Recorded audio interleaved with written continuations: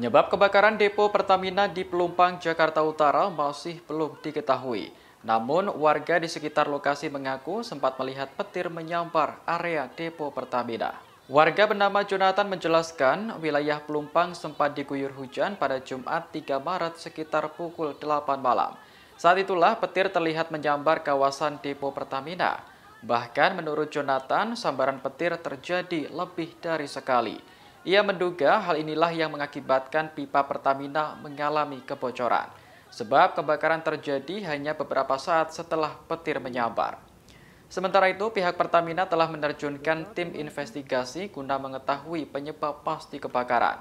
Diketahui kebakaran yang melanda depo Pertamina ini membuat warga panik.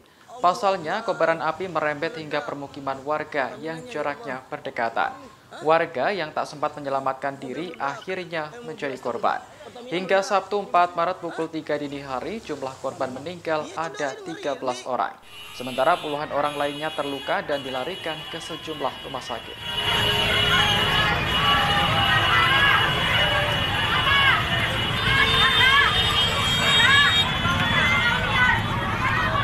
Situasi terkini di tempat kebakaran Tanah Merah Pelumpang.